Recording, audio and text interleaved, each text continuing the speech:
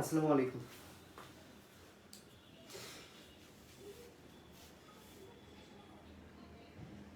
আচ্ছা, একটু ফ্রেন্ডদেরকে মেনশন দাও। আমরা যেহেতু ইফতারের সময় চলে আসছে, আমরা 20 মিনিট কথা বলবো এবং এই 20 মিনিট সময়ের মধ্যে আমরা আজকের প্রশ্নের একটি অ্যানালাইসিস দেখব, যে বিশেষ করে আনসারগুলো দেখব কেন এরকম হলো অল্প সময়। আর 5 মিনিট আমাদের যে আজকে অ্যাপসে একসাথে ঢোকা গেল না, তাহলে পরীক্ষায় যদি এরকম হয়, ফাইনাল পরীক্ষায়, তাহলে কি হবে, কি ব্যবস্থা নেওয়া হবে সেটা নিয়ে মূলত কথা বলবো। আমি একটু 30 সেকেন্ডের মতো ওয়েট করছি। আমি আমার পাবলিক গ্রুপে শেয়ার করে দিই, তোমরাও পারলে শেয়ার করো ভিডিওটা যাতে সবাই দেখতে পায়। আচ্ছা, আমি তোমাদের কোনো রেজাল্ট দিচ্ছি না এটার, যেহেতু এটা একটা মক টেস্ট, মডেল টেস্ট, এবং এই মডেল টেস্টটা দেওয়ার উদ্দেশ্য দুটো ছিল। তোমরা যারা শুরুতে দিতে পারোনি, অন্তত এখন দিতে পারবা, কালকেও দিতে পারবা পরীক্ষাটা। যখনই তোমরা পরীক্ষাটা দাও, কিভাবে পরীক্ষাটা হয় এটা তো বুঝতে পারছো। আর আমাদের জন্য একটা মডেল টেস্ট ছিল, যে আসলে টেস্ট মজে এতগুলো যায় কিনা, কারণ আমার পূর্বের অভিজ্ঞতা নাই, ফার্স্ট অভিজ্ঞতা হলো। তাহলে এটার সলিউশন কি, সেই সলিউশনটা নিয়ে আমি কথা বলি আগে, তারপর আমরা কোশ্চেন অ্যানালাইসিসে যাই। এ পর্যন্ত প্রায় 2000 স্টুডেন্ট পরীক্ষা দিয়েছে 15,000-এর মধ্যে। মডেল টেস্ট মানে এখানে পেয়েছি, জানি না হয়তো বা কালকে পর্যন্ত আরো অনেক বেড়ে যাবে। তার মানে 2000 স্টুডেন্ট পরীক্ষা দিয়েছে, এবং শুরুর দিকে সকালবেলা যে আমরা এসএসসি ক্যাটাগরি 1 এর পরীক্ষা নিলাম, 532 জন পরীক্ষা দিয়েছে। আমরা 30 মিনিটসের মধ্যে ক্লোজ করে দিয়েছি, যার পরীক্ষা দেওয়া যাবে না, কারণ আমাদের নিয়ম ছিল 5 মিনিটের মধ্যে পরীক্ষা অংশ নিতে হবে। বাট তোমাদের যেহেতু 5 মিনিটের মধ্যে হচ্ছে না, ঝামেলা হচ্ছে, তাই আমরা এই লিঙ্কটা ক্লোজ করব না, কালকে পর্যন্ত পরীক্ষা দেওয়া যাবে। তাহলে সলিউশনটা কি সেটা লেখার আগে তোমরা একটু আমাকে জানাও, আমাকে শুনতে পাচ্ছ কিনা এবং দেখা যাচ্ছে কিনা, বা ব্লার ট্লার আছে কিনা একটু আমাকে জানাও। ওকে, তো আমি একটু বলে দিই ঘটনা যেটা হয়েছে। তোমরা যদি 15,000, আমার মনে হয় না অ্যাট এ টাইম 15,000 পরীক্ষা দিবে, জাস্ট করেছে। আর্টস কমার্সেরও কেউ দেখলাম আছে, তো 15,000 টাকা লিখছি কেন, 15,000 জন। তো টেস্ট মজের একটা সুবিধা হচ্ছে একে ক্লোন করা যায়, অর্থাৎ যে এক্সামটা আমরা যে লিংকটা দিয়েছি, এরকম আমরা 30টা লিংক বানাবো। খুব মনোযোগ দিয়ে শোনো, টেস্ট মজের এক্সামের আমরা কয়টা লিংক বানাবো ভাইয়া? 30টা লিংক বানাবো, 30টা। এবং প্রত্যেকটা লিংকে, ধরো এটা 1 নাম্বার লিংক, এই লিংকে আমরা বলে দিব রেজিস্ট্রেশন নাম্বার 1 থেকে 500, 1 থেকে 500 জন, 500 নাম্বারের মধ্যে যাদের রেজিস্ট্রেশন, তারা লিংক 1 এ ক্লিক করে পরীক্ষা দিবা। ওকে, তার মানে একটা লিংকে এট এ টাইম 5000 পরীক্ষা দেওয়া যায়, বা 1000 যায়, 2000 যায়, কিন্তু আমরা রিস্ক নিব না, আমরা 500 জনের পরীক্ষা নেব একটা লিংকে।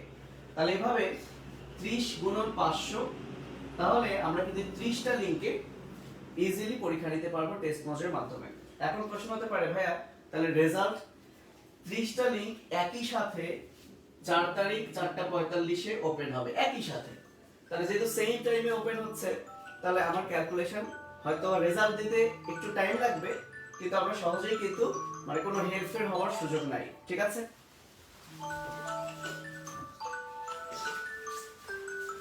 আচ্ছা, যদি তারপর আমি আমার একটা প্রাইভেট গ্রুপে, 500 মেম্বারের একটা প্রাইভেট গ্রুপে এরকম একটা পরীক্ষা নিয়ে অ্যাট এ টাইমে নিয়ে দেখব যে 500 মেম্বার একসাথে ঢুকলেও ঝামেলা হয় কিনা। যদি না হয় তো আলহামদুলিল্লাহ হয়ে গেল, আর যদি তারপরেও দেখি ঝামেলা হচ্ছে, তাহলে আমরা শিফট করব গুগল ফর্মে। এখানে কোনো ঝামেলা হওয়ার কথা না। কিন্তু গুগল ফর্মে পরীক্ষার ওই যে সেকেন্ডের যে ব্যাপারটা, 5 মিনিট 59 সেকেন্ড, 19 সেকেন্ড, এই সেকেন্ড কাউন্ট করাটা একটু কষ্টকর, বাট আশা করছি সমস্যা হবে না, যেহেতু আমাদের পরীক্ষায় একটু দ্বিপদী বহুপদী প্রশ্নগুলো থাকে। এ কারণে তোমরা লক্ষ্য করছো যে ক্যাটাগরি 1 এর একটা ছেলে কিন্তু 7.75 পেয়েছে, আর কেউ কিন্তু 75 পায়নি। যদি আমরা এই পয়েন্টের এই ফ্র্যাকশনটা না রাখতাম, তাহলে হয়তো অনেকেই 7 পেত, তখন কিন্তু আমাদের ওদের মধ্যে আবার কি ফার্স্ট হবে এটা নিয়ে দ্বন্দ্ব লাগতো। সো এই কারণে আমরা যদি 500 করে এরকম 30টা লিঙ্ক সেটা হয়তো আজকে রাতের মধ্যে দিয়ে দিব। দেন তোমার কোন লিঙ্ক কত রোল তুমি আছো সেটা তোমার কোন লিঙ্ক সেটাই তুমি তোমার কাছে কপি করে রেখে দিবা। 4:30 বা 4:45 আগে তুমি ক্লিক করবা। আশা করছি 500 জন এট এ টাইমে ঢুকলে কোনো প্রবলেম হবে না। তো এই ছিল আমাদের কথা। তার মানে পরীক্ষা অবশ্যই হবে। এটা যদি অ্যাপ্লাই না করতে পারি গুগল ফর্মটা আছে, গুগল ফর্মে কোনো প্রবলেম হবে না, কারণ গুগল ফর্মে কিন্তু তোমরা রেজিস্ট্রেশন করেছো 15,000 জন, সেখানে কোনো প্রবলেম নাই। এখন আসি আজকের প্রশ্ন নিয়ে, কয়েকটা প্রশ্ন একটু অ্যানালাইসিস করি। তোমাদের কোনো কিছু বলার আছে কিনা একটু আমাকে জানাও।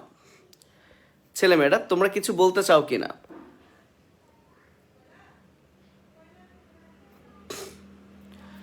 কি বলে এই মেয়েটা, একসাথে সব খুললে ফাঁস হবে না মানে কি? এই 500 জন এই লিংক ক্লিক করবে, যারা 501 রোল থেকে 600 পর্যন্ত এই লিংক ক্লিক করবে, এই দুই লিংকে তো সেম প্রশ্ন, কি ফাঁস হবে? একই সাথে তো সব প্রশ্ন ওপেন হচ্ছে, ফাঁস হওয়ার কি আছে? ফাঁস হলে তো একটা লিংক ওপেন করলেই ফাঁস হচ্ছে। আচ্ছা তাহলে প্রশ্নে চলে যাই। তোমরা একটু কমেন্ট করে জানাও তো কোন প্রশ্নটা হরর লাগছে তোমাদের। অনেকেই বলছো ভাই অ্যাডমিশনে কি এরকম প্রশ্ন হবে? না রে ভাই, অলিম্পিয়াড তো অলিম্পিয়াডের মতোই। কারণ দেখো আমি যে ব্লাড গ্রুপের ভিডিও দিয়েছি, যারা ভালো মতো বুঝছো তাদের ব্লাড গ্রুপের অঙ্কটা পড়ার কথা, বুঝতে পারছো?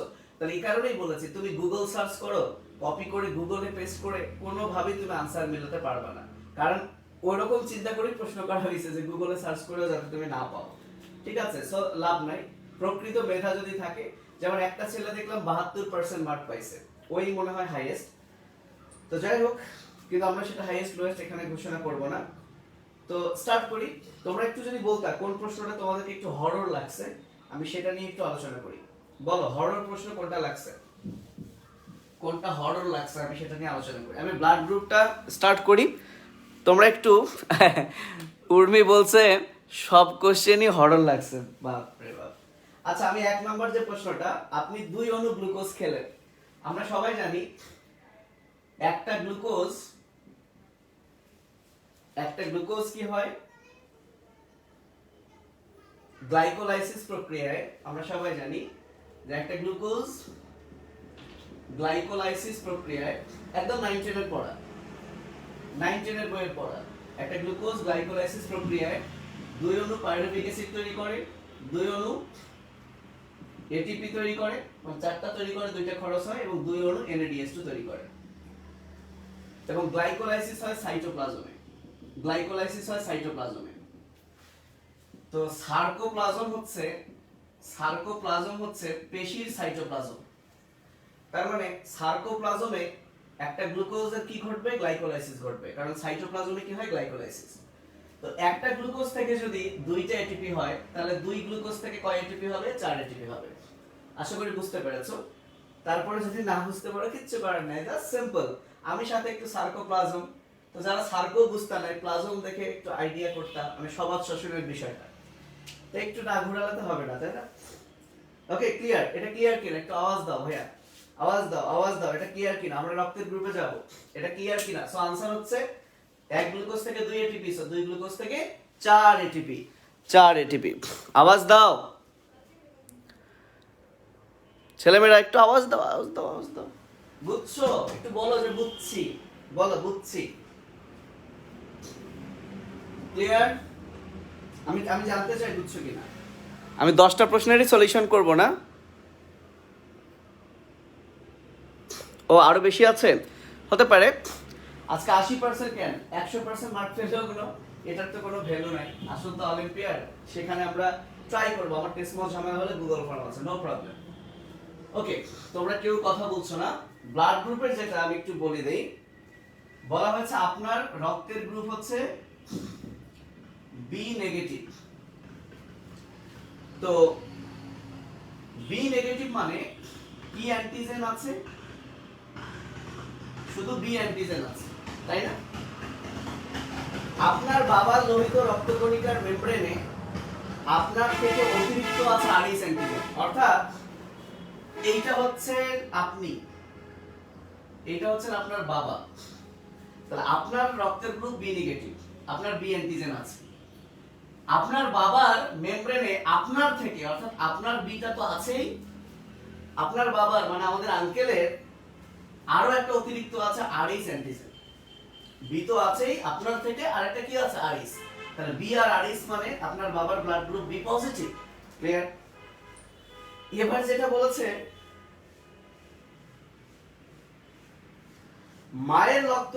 মায়ের লোহিত রক্তকণিকার গ্রুপে আপনার বাবার চেয়ে অতিরিক্ত আছে এ অ্যান্টিজেন, অর্থাৎ আপনার মায়ের এই বাবার যেটা সেটা তো আছেই, অতিরিক্ত আবার আছে এ অ্যান্টিজেন। অতিরিক্ত কি আছে এ, তার মানে আপনার মায়ের রক্তের গ্রুপ হচ্ছে এবি পজিটিভ। এবার আপনার বোনের রক্তের গ্রুপ আপনার মায়ের মতোই বি আর এইচ এ, মায়ের মতোই, কিন্তু আপনার বোনে আর এইচ নাই। কি নাই? আর এইচ নাই। তাহলে আপনার বোনের রক্তের গ্রুপ হচ্ছে এবি নেগেটিভ। তাহলে আপনি কাকে রক্ত দিতে পারবেন? তাহলে আপনি সহজ প্রশ্ন, বি নেগেটিভ কাকে দিতে পারবে সেটাই আমি এমনি ঘুরাইছি, নাহলে তো এটা অলিম্পিয়াড হলো না। তোমার বেসিক থাকতে হবে, তাই না? তাহলে বি নেগেটিভ তিনটাকেই দিতে পারবে।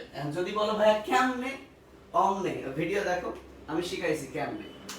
এবার আমি জানতে চাই বুঝছো কিনা। না মাথার উপর দিয়ে গেল না মাথায় লাগলো, উপর দিয়ে গেলে একটু উঁচু হও, মাথায় লেগে যেতে পারে, নাহলে পায়ের নিচে বালিশ দাও, দেখবা যে লেগে গেছে। ওকে, ডিএনএ এর প্রশ্ন কি হরর লেগেছে? ডিএনএ এর প্রশ্ন তো সহজ ছেলেমেয়েরা। ছেলেমেয়েরা বুঝছো কিনা? বুঝছো কিনা ভাই? বুঝছো কিনা? সো অলিম্পিয়াডে অংশ নিতে আসছো, নরমাল পড়ছো, ওইটা মুখস্থ ঢেলে দিলে এটা অলিম্পিয়াড হলো না। এখানে তো তোমাকে 80% পাইতে হবে না, A+ পাইতে হবে না, তুমি 2 পেয়েও ফার্স্ট হতে পারো, আমি বলেছি। তাহলে এখানে आंसर কিন্তু 3টা। তো আমি যদি 3টা आंसर না দেই তাহলে কিন্তু ওই ফার্স্ট সেকেন্ড আলাদা আমি করতে পারবো না। ম্যাক্সিমাম স্টুডেন্ট দেখবা 10 এর মধ্যে 9 পাবে, 8 পাবে, এরকম হয়ে যেতে পারে। ঠিক আছে? ওকে, ডিএনএ প্রশ্ন কি সলভ করতে হবে? সব যদি সলভ করে দেই তাহলে তো বিপদ। আমি ফাইনালে প্রশ্ন করব কি?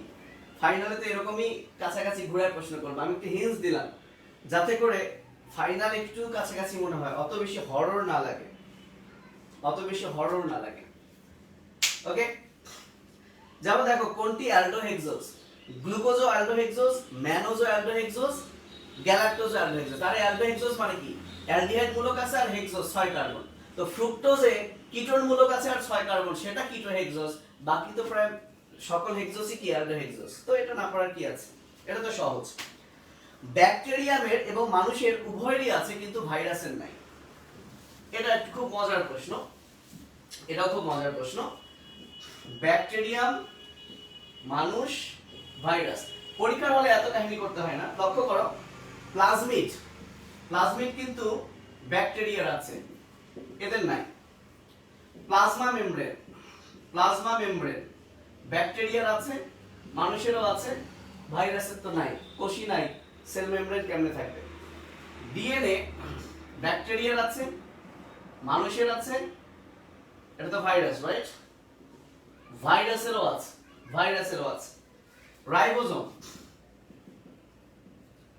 রাইবোজোম ব্যাকটেরিয়ারও আছে, মানুষেরও আছে, ভাইরাসের নাই। তার মানে ব্যাকটেরিয়া এবং মানুষের উভয়ের আছে কিন্তু ভাইরাসের নাই। উত্তর প্লাজমা মেমব্রেন এন্ড রাইবোজোম। আশা করি বুঝতে পেরেছো। আর্থ্রোপোডা, এটা তো খুব সহজ। আর্থ্রোপোডা ছাড়া আমরা হচ্ছে সন্ধিপদি। এই যে দেখছো আমাদের হাত পা গুলো কি? আমাদের হাত পা গুলো কি জয়েন্ট? সন্ধিপদি, সন্ধি। আমাদের পায়ে কি জয়েন্ট আছে, তাই না? ওকে, এটা সহজ। কর্ডাটা উত্তর। হাইড্রার প্রধান খাদ্য ড্যাফনিয়া, জানো হাইড্রার প্রধান খাদ্য হচ্ছে সাইক্লোপস ড্যাফনিয়া, যাদেরকে বলা হয় ক্ষুদ্র ক্রাস্টাসীয় সন্ধিপদি। আর চিত্রটা তো মারাত্মক সহজ, এন্ডোপ্লাজমিক রেটিকুলাম, কিন্তু ওর গায়ে দানাদার রাইবোজোম নাই। তাহলে এটা হচ্ছে স্মুথ এন্ডোপ্লাজমিক রেটিকুলাম। হয়ে গেল। বলো আর কিছু লাগবে? ডিএনএ এর সলিউশন দিব না, ওটা নিয়ে একটু ঘাটো, ওখান থেকে ফাইনালে আবার ঘুরে পাশে প্রশ্ন করব। তারপরে যদি একটু রিকোয়েস্ট করে আমি দেখাই দিচ্ছি। এখনো 6টা বাজতে 5 মিনিট আছে, আধা ঘন্টা আমরা ইফতারের প্রস্তুতি নিব। ঠিক আছে, তোমরা একটু আমাকে প্রশ্ন করো, আর কি জানতে চাও? আমি একটা ফোন ধরে নিই। হ্যাঁ, আসসালামু আলাইকুম। আসসালাম, জি বলেন। হ্যাঁ, বলেন। হ্যাঁ, এখন আসলো না সকালে? সকালে আজকে একটা আসছে, গতকালও আসছে, 2টা পার্সেল আছে। ঠিক আছে, আমার ছেলেকে বলবো নি, ও নিয়ে আসবে। হ্যাঁ হ্যাঁ, আমি দিয়ে দিব। ওটা আইজার ভাইয়ের না? আচ্ছা ঠিক আছে। আর ওরা তো গাড়ি সরিয়েছে না? ঠিক আছে, ওকে। আচ্ছা, কি এসএসসির গুলা বললেন ভাইয়া? ও তোমরা এসএসসির মানুষরাও দেখছো? আহা, ঠিক আছে।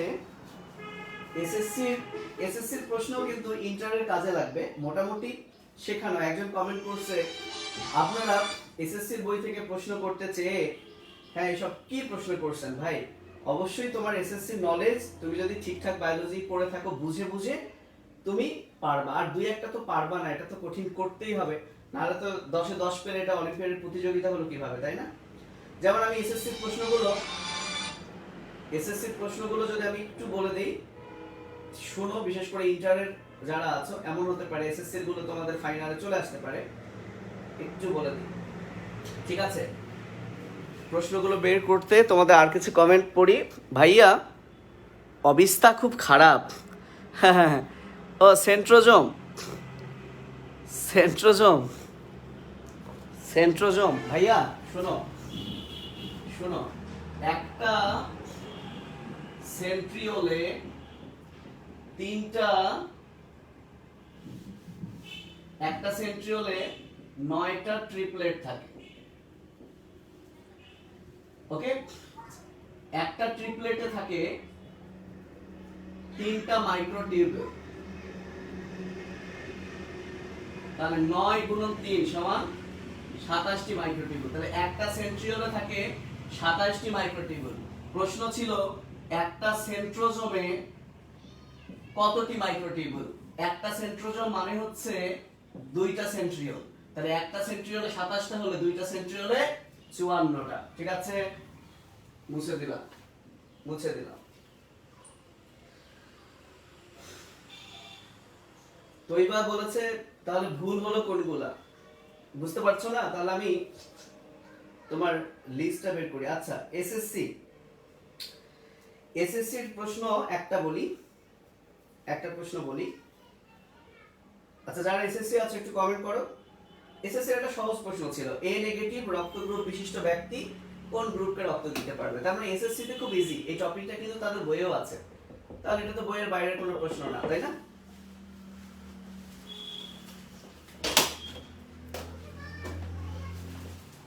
ওকে, আচ্ছা, তাহলে তোমাদের একটু পেঁচাই দিছি। বাপ মা বোনের ব্লাড গ্রুপ বের করতে হয়েছে, অ্যান্টিজেন দিয়ে দিছি। 2 নাম্বার এসএসসির একটা প্রশ্ন ছিল, পিতার রক্তের গ্রুপ ও মাতার রক্তের গ্রুপ হেটারোজাইগাস বি হলে সন্তানের রক্তের গ্রুপ কি? তো ঘটনা হচ্ছে যে এটাও কিন্তু আমার ইউটিউবের ভিডিও থেকে, এবং আমি বলেছিলাম যে আমার ইউটিউবের ভিডিও থেকে প্রশ্ন করব, সেই 2টা ইউটিউবের ভিডিও পড়লেই হয়। 3 নাম্বার ডিএনএ এর ক্ষারক কি? তা তোমরাই বলো, ডিএনএ এর ক্ষারক কোনটা? এটা কি পারবে না? সাইটোসিন আর গুয়ানিন। সো এখানে যেটা ভুল ছিল থায়ামিন। তো থায়ামিন তো ডিএনএ এর ক্ষারক না, থাইমিন হচ্ছে ডিএনএ এর ক্ষারক। থায়ামিন তো ভিটামিন বি1, তাই না? 4 নাম্বার ব্যাকটেরিয়াম কি? সেটা প্রশ্ন আসছিল। ব্যাকটেরিয়াম এককোষী, আদিকোষী, বহুকোষী, অ্যামাইটোসিস প্রক্রিয়াতে, এরকম সহজ প্রশ্ন। 5 নাম্বার একটা মজার প্রশ্ন ছিল, সেটা হচ্ছে ঘাস দিয়ে ইট ঢেকে রাখা হলো, পরের দিন ইট তুললে দেখা গেল ঘাস সাদা হয়ে গেছে, কোনটি পরিবর্তিত হলো? তাহলে ঘাস, মনে করো এটা ঘাস, সেটাকে ইট দিয়ে ঢেকে রেখেছি, পরের দিন ইট তুললাম, দেখলাম যে ঘাস হয়ে গেছে সাদা। বলা হয়েছে কোনটি পরিবর্তিত হলো। তো ঘাস সাদা হয়েছে, ঘাস সবুজ ছিল, তাহলে ক্লোরোপ্লাস্ট পরিবর্তিত হয়ে লিউকোপ্লাস্ট হয়েছে। তাহলে পরিবর্তিত হলো কোনটা? ক্লোরোপ্লাস্ট, তাই না? 6 নাম্বার কোন কোষ বিভাজনে ক্রোমোজোমের সংখ্যা ধ্রুব থাকে? মিয়োসিস।